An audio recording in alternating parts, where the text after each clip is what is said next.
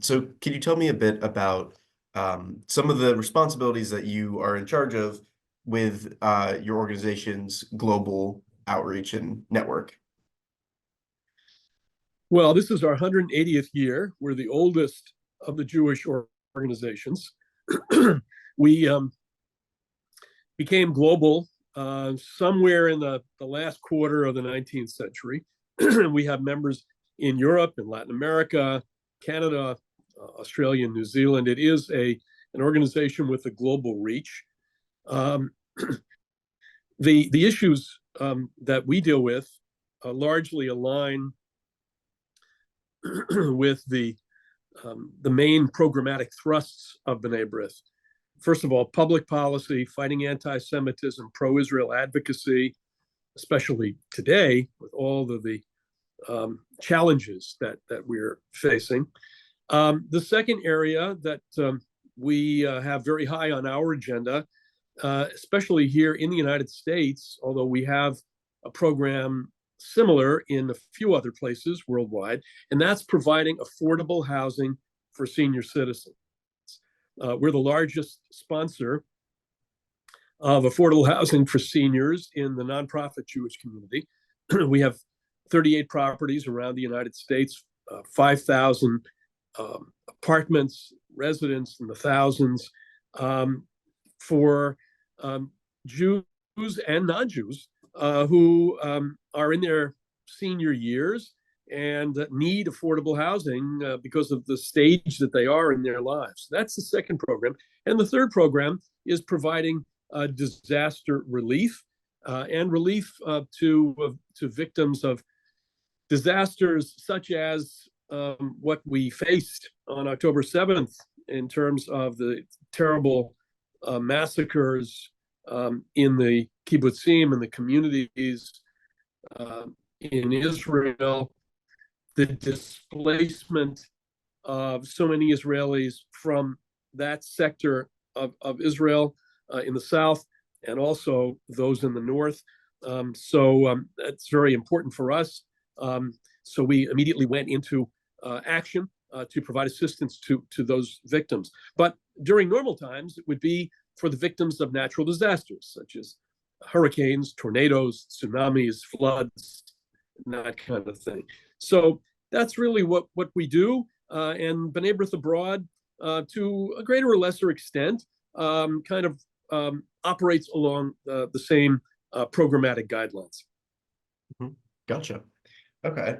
So yeah, then getting into the Israel-Hamas war, would you be able to tell me some of the things that your organization has been doing in regards to Israel support, advocacy, other similar measures? Well, let's start with the support for the victims, which I just mentioned. We immediately established our Israel Emergency Fund. We have B'nai B'rith in Israel. We have very active members there on the ground, and immediately decided to do two things. One, to provide for basic necessities for those who had been displaced, and to also provide for basic necessities for soldiers, for those thousands and thousands of soldiers who had been called up to Miluim, to reserves, providing them, for example, with jacket, backpacks, special backpacks for medics, other kinds of basic needs that soldiers need, which at a certain point were in short supply, and we're continuing to do that. So that's on the one side. The other side is simply working to advocate for Israel at a time when that first few days of October 7th, 8th, 9th, that's forgotten in many places. Israel is fighting an asymmetrical war. It's fighting an enemy on the surface and underneath the surface.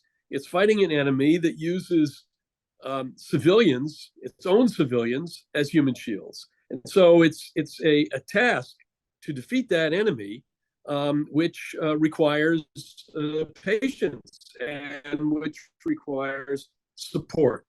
And we are very active at the UN, trying to blunt and to respond to the kinds of resolutions which have been adopted at the UN.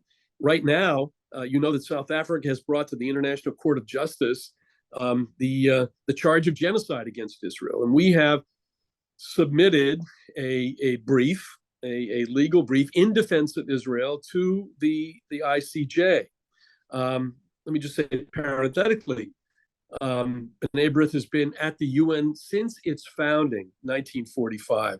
We received our first NGO credentials at the UN in 1947. So we're present at the Human Rights Council in Geneva, at UNESCO in Paris, and of course in New York. So that's really been the thrust of our work in support of Israel, in addition to all of the other things that we do. I mean, for years, we've been bringing diplomats and ambassadors of other countries to Israel for a week, simply to familiarize themselves with Israel, its accomplishments, its challenges, the threats against it.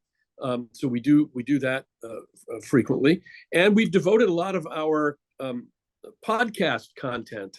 I do a podcast, and we do webinars and podcasts, of course, to make sure that the discussion of these issues and the threats to Israel get an adequate hearing. Mm-hmm. So can you tell me a little bit about that podcast and kind of how you put it together, what kind of research goes into it and how you produce it essentially? Well, we live in a podcast world. So the idea here is to choose a subject that may be as current as yesterday, because 3 days from now, that subject may not be relevant. It may be surpassed by some other subjects. So, for example, let's just take anti-Semitism as an example, because that's the other. We have two battles these days, two big fronts that the Jewish community is addressing. One is the aftermath of October 7th, the ICJ issue, the UN issue, what I would call the advice-giving, micromanaging issue, where everyone has an idea of what Israel should do, how to end it, what to do the day after. In the meantime, Israel has to defeat the enemy. So on anti-Semitism, let's just take an example. We have an office in Brussels. Anti-Semitism is raging throughout Europe.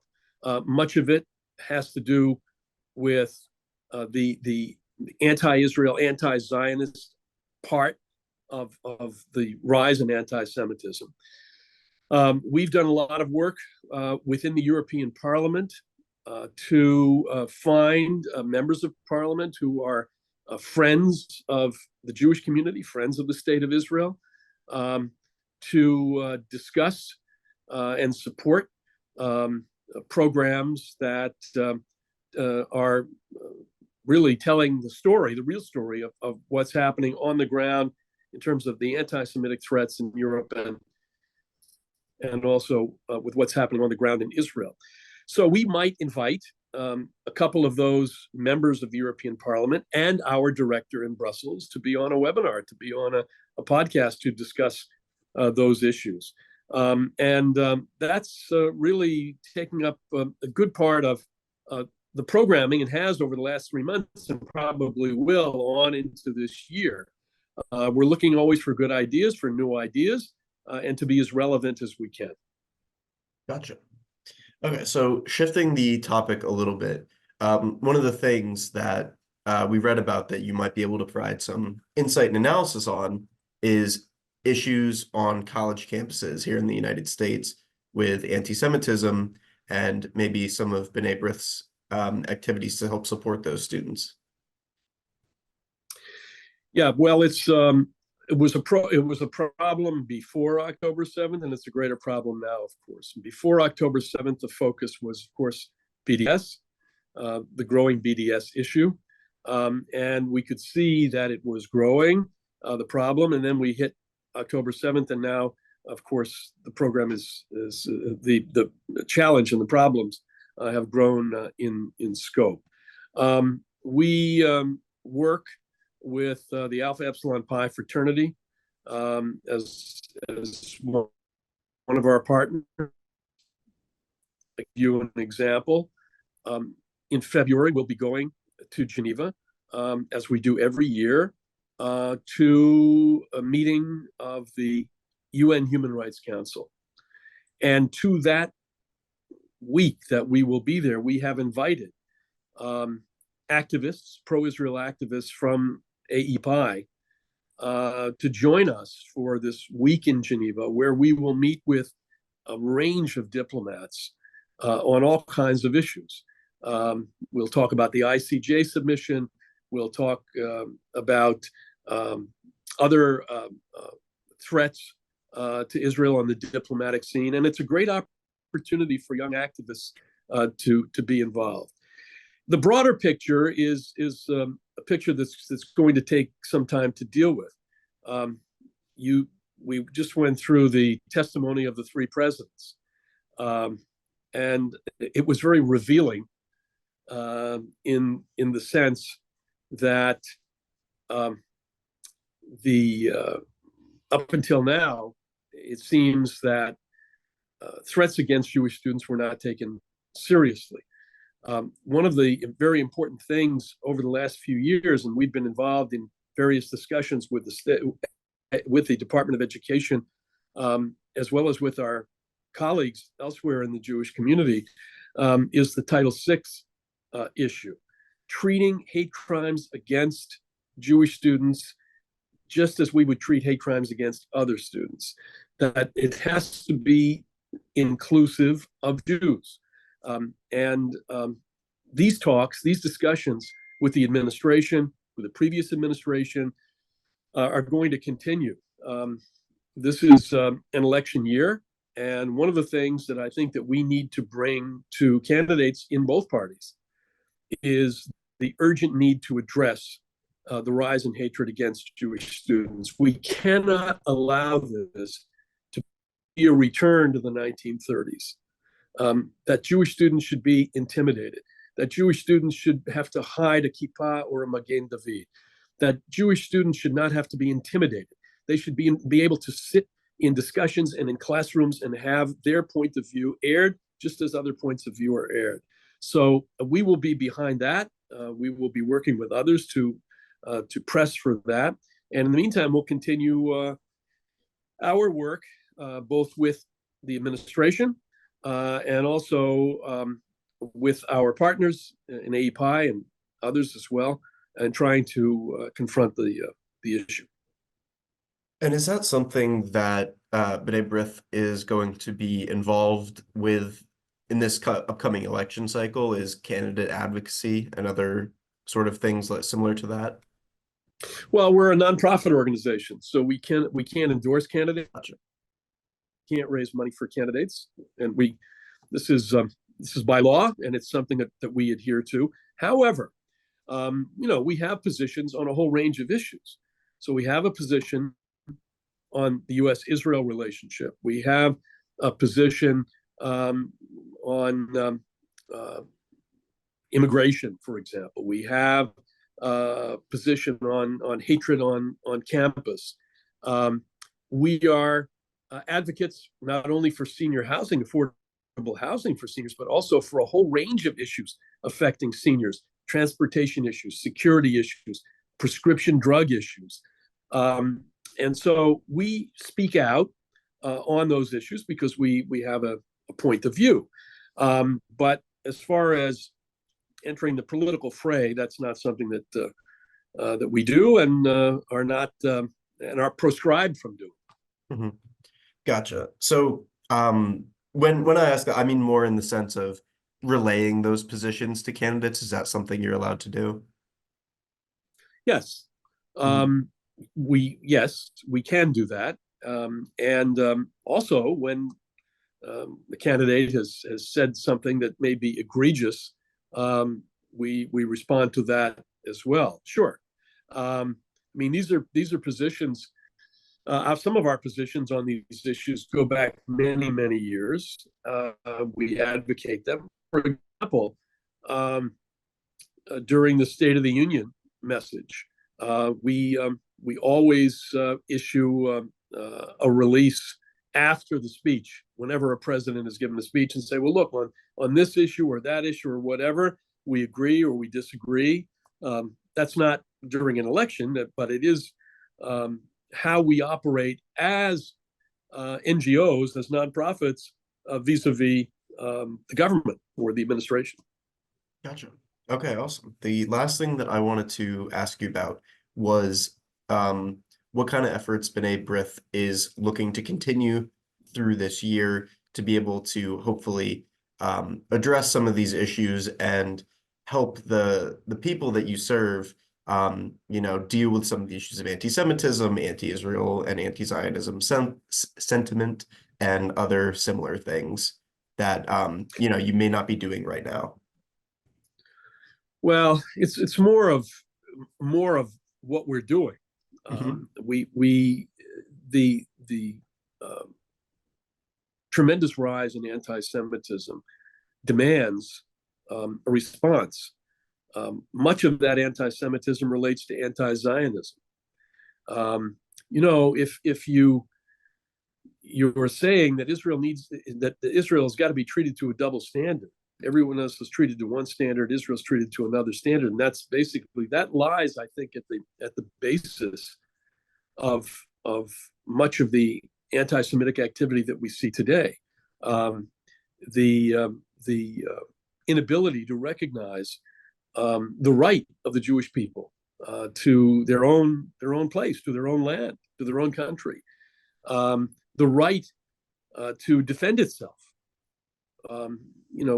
First few days after October 7th, everybody said, well, Israel has a right to defend itself. But then everybody started to pull back on that kind of statement. So we have to continue to talk about that, because Israel is going to have some challenges ahead in the coming year.